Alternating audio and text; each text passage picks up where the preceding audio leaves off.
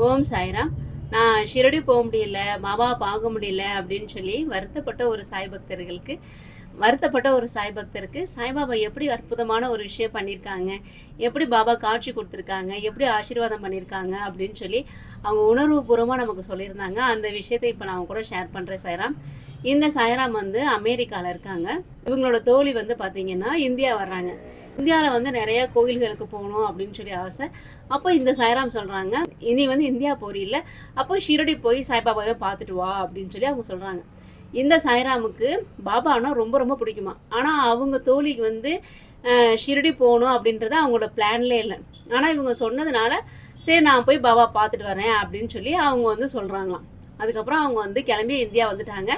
இவங்க வந்து அமெரிக்காவில் இருக்காங்க. இவங்களுக்கு ஒரு கனவு வருது. அந்த கனவுல ஒரு கோயில், அந்த கோயிலுக்கு முன்னாடி பெரிய காம்பவுண்ட் சுவர். அந்த காம்பவுண்ட் சுவர் பார்த்தீங்கன்னா ரொம்ப ஒரு பழைய காலத்து காம்பவுண்ட் சுவர் மாதிரி இருக்குது. அப்படியே அந்த காம்பவுண்ட் சுவரை எட்டி எட்டி பார்க்குறாங்க. எட்டி பார்க்கும்போது உள்ளர ஒரு சாய்பாபா உட்காந்துருக்காங்க. அப்படியே எட்டி எட்டி பார்த்து சாய்பாபாவை கும்பிட்றாங்க. ஆனால் இவங்க கோயிலுக்குள்ளே போகலை, சாய்பாபாவை கும்பிட்றாங்க. அதுக்கப்புறம் அப்படியே வெளியில் வர்றாங்க. வெளியில் வரும்போது பார்த்தீங்கன்னா நிறைய கடைகளாக வரிசையாக இருக்கான். அப்போ ஒரே ஒரு கடையில் மட்டும் சரியான கூட்டமாக. அப்போது அந்த கடைக்கிட்ட போயிட்டு அங்கே உள்ள ஒருத்தவங்கள்ட்ட கேட்குறாங்க, இவ்வளோ கடைகள் இருக்குது, ஏன் இந்த கடையில் மட்டும் இவ்வளோ கூட்டம் அப்படின்னு சொல்லி கேட்குறாங்க. அப்போ அவங்க சொல்லியிருக்காங்க, ஏன் இந்த கடையில் இவ்வளோ கூட்டம் அப்படின்னா, இந்த பையன் வந்து இந்த ஆரத்தி புக்கை ரொம்ப கம்மியான விலையில் கொடுக்குறாங்க.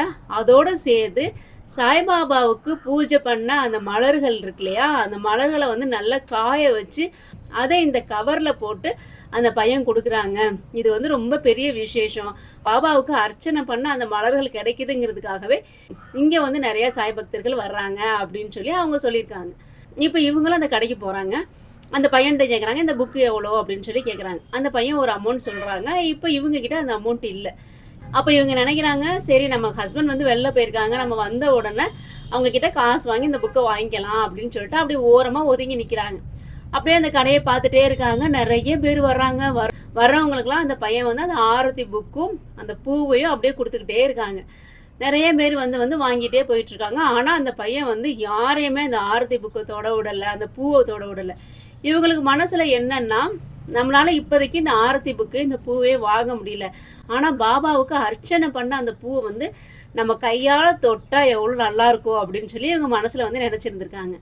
உடனே வந்து அந்த கடை கிட்ட போயிருந்திருக்காங்க. அந்த பையன் வந்து மறுபடியும் என்ன அப்படின்னு கேட்கும் வந்து, இல்லை என் கணவர் வந்தோடனே அந்த ஆரத்தி புக்கு வாங்கிக்கிறேன் அப்படின்னு சொல்லியிருக்காங்க. சரி அப்படின்னு சொல்லிட்டு அந்த பையன் வந்து வியாபாரத்தை கவனிச்சுட்டே இருந்திருக்காங்க. அப்புறம் அந்த பையன் என்ன நினச்சாங்கன்னு தெரில, இவங்களை கூப்பிட்டு இந்த பூவை வந்து தொட்டு தரிசனம் பண்ணிக்கங்க, இது வந்து பாபாவுக்கு அர்ச்சனை பண்ண பூவு, நீங்கள் தொட்டு தரிசனம் பண்ணிக்கங்க அப்படின்னு சொல்லி அந்த பையனாவே வாலண்டரியாக இவங்களை கூப்பிட்டு தொட சொல்லியிருக்காங்க. இதில் என்ன ஆச்சரியம்னா, இது வரைக்கும் அந்த பையன் யாரையுமே அந்த புக்கையோ அந்த பூவையோ தொடவே விடலையாம். இவங்களும் ரொம்ப நேரம் பார்த்துட்டே இருந்திருக்காங்க. அவ்வளோ ஸ்ட்ரிக்டாக இருந்த பையன் இவங்க மனசில் வந்து பாபாவுக்கு அர்ச்சனை பண்ண அந்த பூவை தொட்டால் நல்லா இருக்கும் அப்படின்னு நினச்ச நேரத்தில் அந்த பையனே கூப்பிட்டு இதை வந்து நீங்கள் தொட்டு ஆசீர்வாதம் வாங்கிக்கங்க பாபா கிட்ட அப்படின்னு சொல்லியிருந்திருக்காங்க. இவங்களுக்கு அது ரொம்ப சந்தோஷமாக இருந்திருக்கு. உடனே அந்த பூவை வந்து தொட்டு இருந்திருக்காங்க. அந்த ஆரத்தி புக்கை எடுத்து பார்த்துருக்காங்க. அந்த ஆரத்தி புக்கு பார்த்தீங்கன்னா ஒரு நீல கலரில் ஒரு ஆரத்தி புக்கு. அந்த புக்கில் வந்து பார்த்தீங்கன்னா பாபாவோட ஒரு ஃபோட்டோ இருந்திருக்கு. அந்த ஃபோட்டோவை பார்த்த உடனே பாபா கிட்ட அவங்க ஆசீர்வாதம் வாங்கிட்டு அந்த ஆரத்தி புக்கை அங்கனே வச்சுட்டு வந்துட்டாங்களாம். அதோட வந்து கனவு முடிஞ்சிருச்சு.